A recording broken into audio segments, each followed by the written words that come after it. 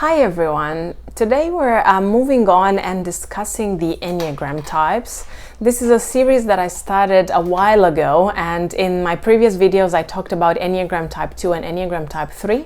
And because I've been receiving quite a lot of requests in terms of continuing that series, and a lot of people asking me how do I figure out my Enneagram type, I'm going to attempt to bring as much quality information about the Enneagram theory so that it is easier for you to understand it and to figure out your Enneagram type.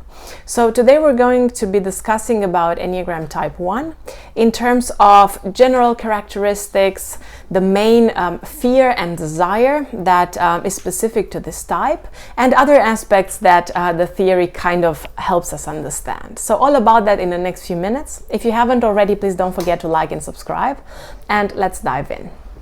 So, if you remember, in one of my previous videos where I talked about the different triads in Enneagram, I also talked about Enneagram 1 as being part of the instinctual triad or gut triad. Basically, what is common for all types in the gut triad, so types 8, 9, and 1, is the fact that they are trying to escape the feeling of rage or anger. And they do that by a specific strategy to each type, but in general the idea is that they all want to establish some sort of independence or control. Enneagram 8 is the one that tries to control the outside environment in order to feel like they're in control of themselves.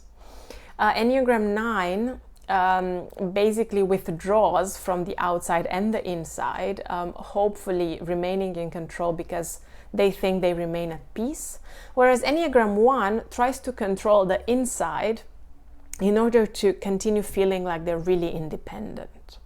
Enneagram 1 is also called the perfectionist or the reformer, and I think these two descriptions do a really good job of explaining to us what Enneagram 1 really is about.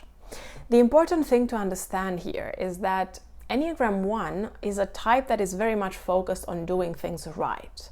They tend to be quite idealistic, principled. They tend to focus a lot on making things correct, right. They tend to focus on making things perfect even. And this might mean different things to different people depending on their MBTI type, on cultural aspects, on their jobs or whatever. But the general thing that they have in common is that they all want to make it as good as possible, whether that's their work at their job or whether that's their romantic relationship or some hobby that they have or some other interest. They always try to get the details as good as possible, or as organized as possible. The thing I would like you to understand, however, is that there is a difference that is quite strong and visible between Enneagram 1 and Enneagram 3 or 5, because they all tend to be quite performance-oriented or knowledge-oriented or whatever. They all seem to be quite hardworking in a sense.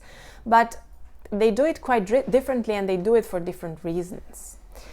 Whereas to Enneagram 3, as I talked in a previous video, it's very important to show to other people that they are good, that they are outstanding, that their performance is absolutely amazing, and they want to receive that praise.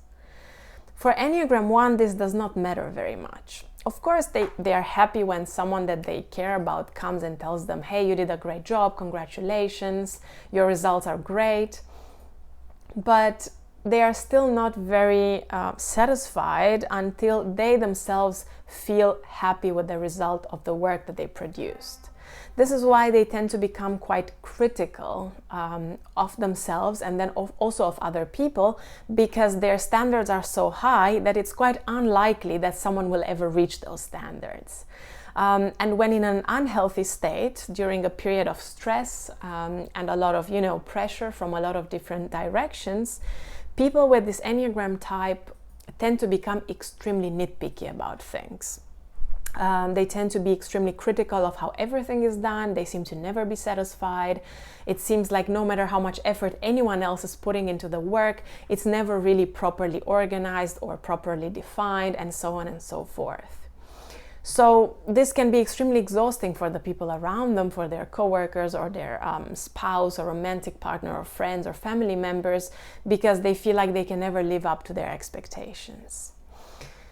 And now if I am to link Enneagram 1 to the other types that it might start looking like during times of stress and during times of health, basically we're looking at types 7.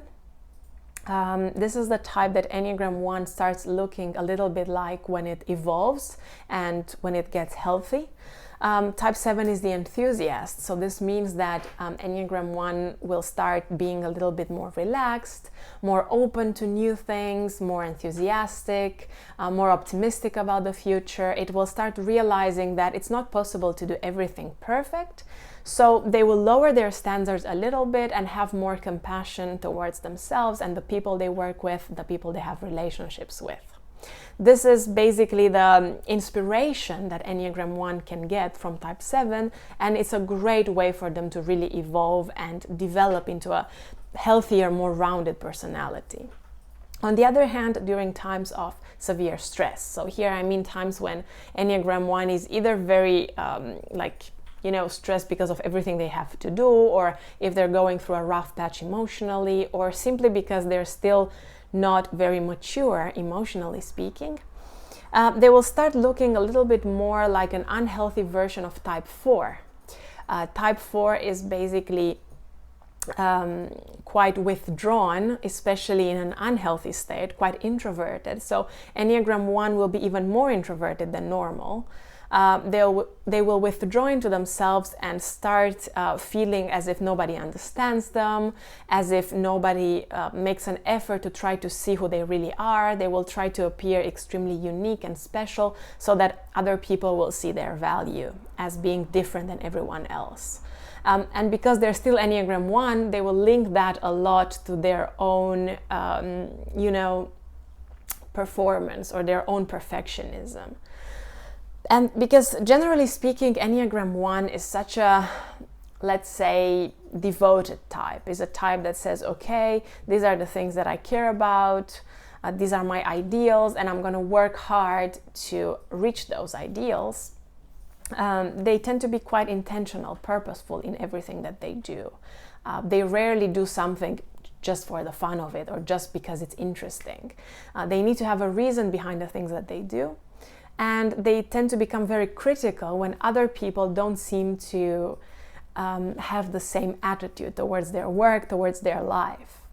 In their personal relationships, in their romantic, in relationship or marriage, they also behave similarly. They feel like it's very important for them and their partner to put a lot of effort into everything that is being done. Whether that's housework or cleaning or a project that they work together on or raising children.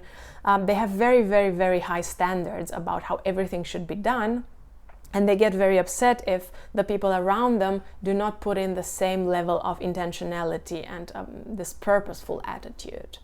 And of course, this helps them in the sense that it helps them create great results, and it makes people feel like they can rely on them, they can trust them, that they can work together with them, and that whatever they say they will do, they will do.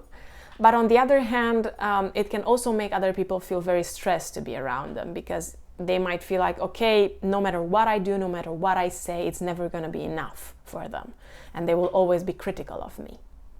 So this is something that Enneagram 1 really needs to think about and take into consideration. What I usually recommend to people that I work with, people who have a preference for this type, is to think about their goals and their objectives and to evaluate them based on how, let's say, realistic they really are. This is where, the SMART objectives come into play. Because Enneagram 1 tends to set such high standards for themselves or for their teams that their